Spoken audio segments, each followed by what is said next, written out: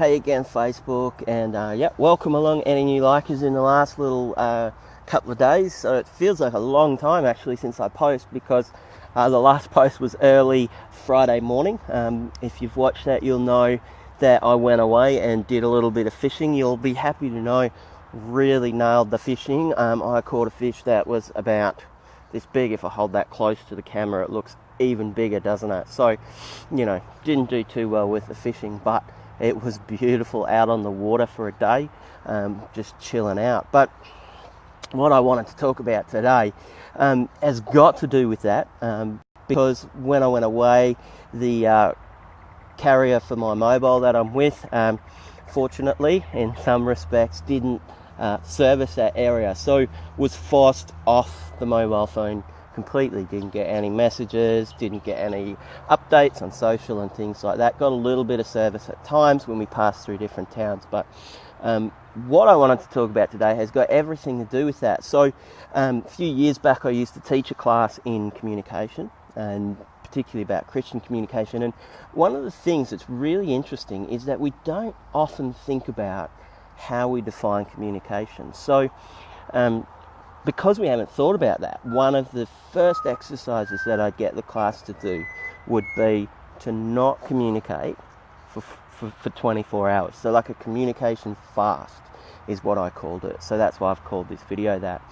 And the idea of doing this is to start to become aware of all the different ways that you actually communicate. So it's not just about not talking for a period, it's also about any other way that you communicate. And it's not just about thinking about, well, this is communication I generate, because we need to see communications two ways. So sometimes you're the receiver of communication. So what kind of communication do you notice is being sort of forced at you or coming at you, and you've got no control over being able to stop that? So that's what this exercise is all about. It's something that I think it's worth you doing if you've got the chance. Just pick a 24-hour window and think, can I not communicate for 24 hours? And then the idea is not that you don't communicate for 24 hours, but it's really just to raise your awareness of all the different ways that you communicate, either when you generate communication or when you're receiving messages or receiving different communication stimuli, let's call them that.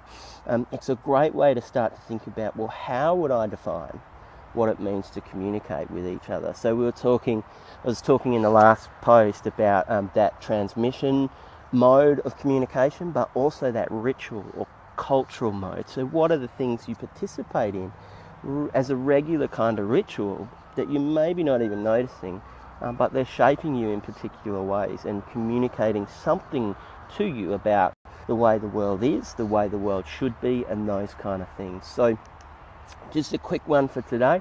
I want to throw it out there. Try this challenge. Try and go without communicating for 24 hours. And then be sure to leave some comments below about how you experienced that. What things jumped out at you maybe that you hadn't thought of would fit in that communication window.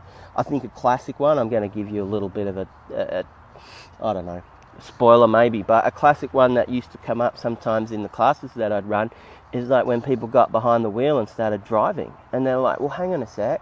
I'm communicating when I'm flicking on my indicators and stepping on the brake lights and all of those things they'd never thought of before as an activity of communication. So that's one to get you thinking. I hope you enjoy your Saturday evenings.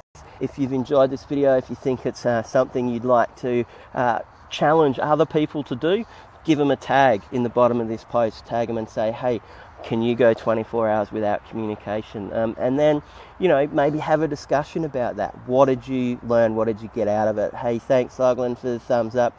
Love you jumping on it live. Love all you guys that watching the replays. And like I say, don't forget, leave some comments below. Leave some questions below, because I'd love to be able to interact with you, answer questions that you might have. Or like I've done before, if you want me to do my 2 cents on a piece of content like a movie or a film, movies and films, same sort of thing, a book, a song, anything like that, I'm happy to have a look and have a think and give my 2 cents on that. So enjoy your weekend, enjoy your Saturday night, and I'll see you again tomorrow for another Facebook Live. Catch you later. Bye.